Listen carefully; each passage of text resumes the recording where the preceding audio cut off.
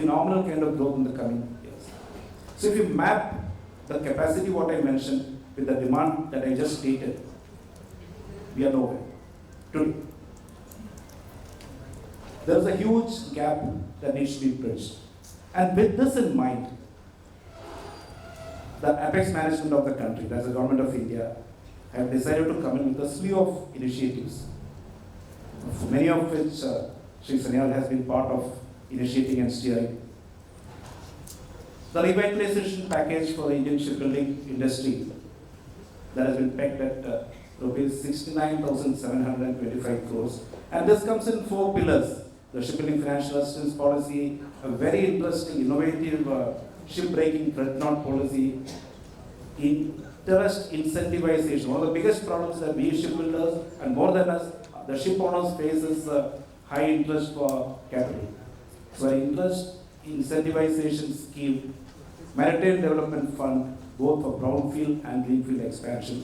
All these schemes which have been promulgated, when implemented, would definitely catapult the Indian shipbuilding industry to the levels that we are aspiring for.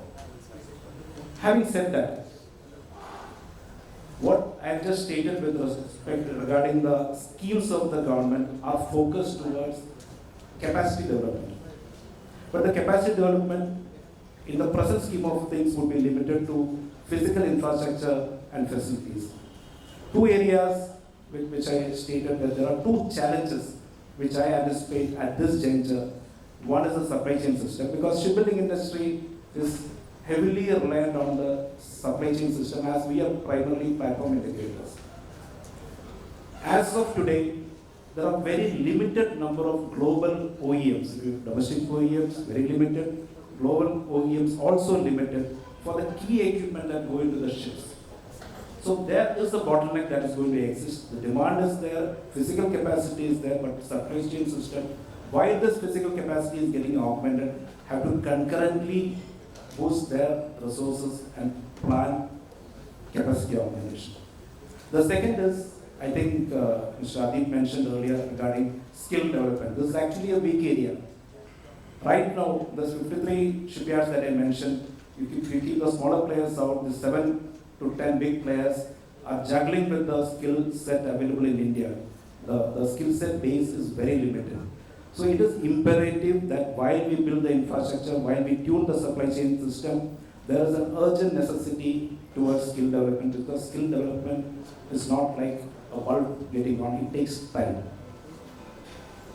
Having said this aspect of challenges, I am very confident that with the implementation of the government policies, while concurrently addressing these challenges with a strong policy network, sustainable investment, and a very clear roadmap to 2047, we are definitely to reach our destination. I thank the Bengal Chamber of Commerce and Industries for inviting me to this function and be a part of this gathering. Thank you, Chair.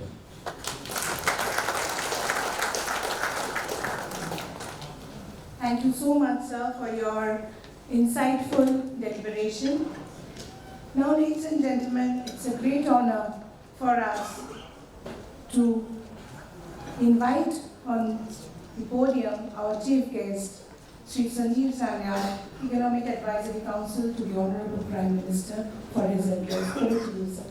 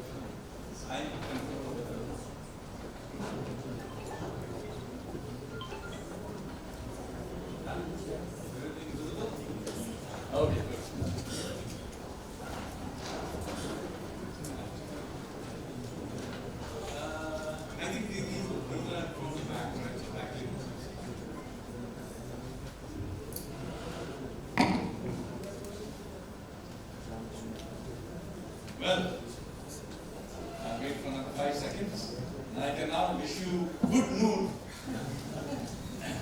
Very rarely rarely do you get to say good noon. You can say either morning or afternoon. But I get rare occasion I have used to say good noon to all of you.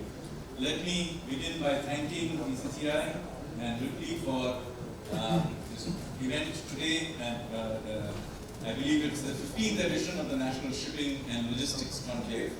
So thank you very much for inviting me and giving me this opportunity. Mr. Abhijit Banerjee, Mr. Adip Al-Jodhuri, Mr. Devashish Bhatto, Mr. Dinesh Shastri and Commodore Hari, thank you very much for all your kind words. And I agree with all the remarks that you made.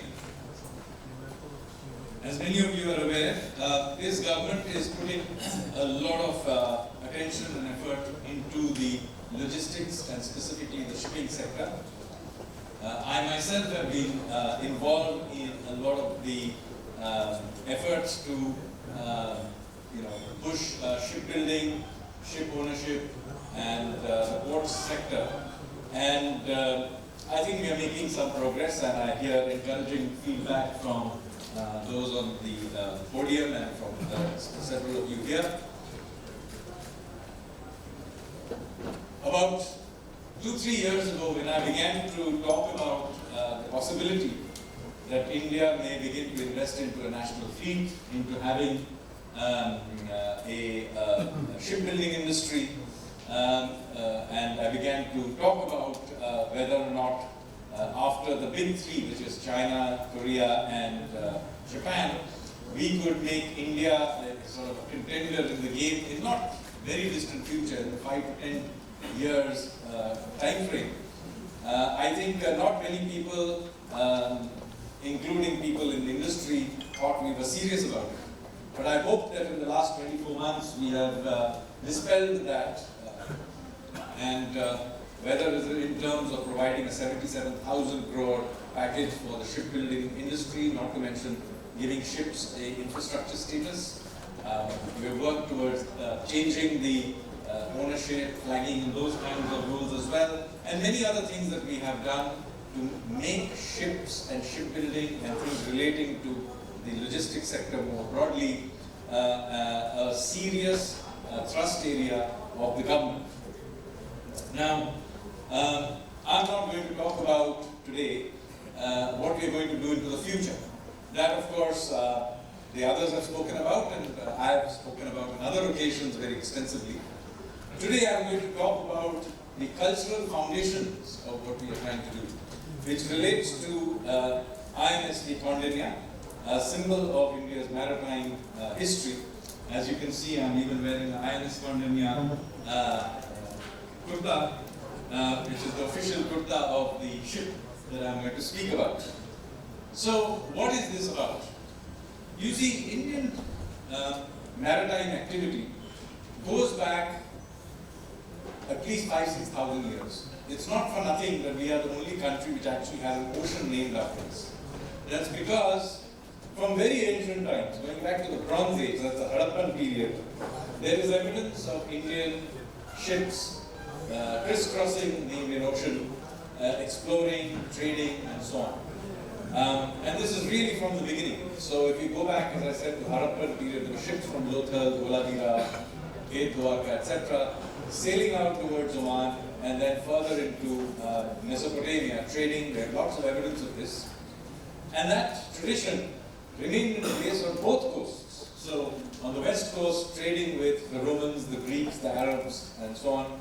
And on the east coast, trading with Sri Lanka, with Southeast Asia, all the way through to Japan and Korea, China, and so on.